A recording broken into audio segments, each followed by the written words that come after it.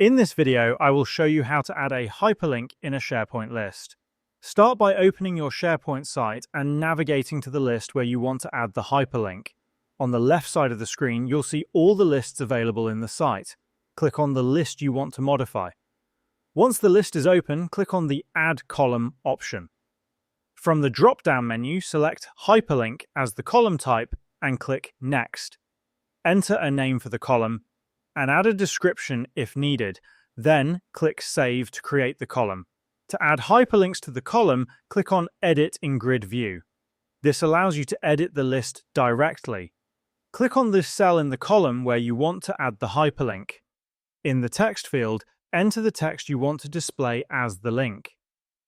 In the link field, enter the URL to which the link should direct users. Click the check mark to save the entry. Now, when users click on the hyperlink text, they will be directed to the specified URL in a new tab. This is a simple and effective way to add hyperlinks to your SharePoint list, making it easier for users to access external resources or related content.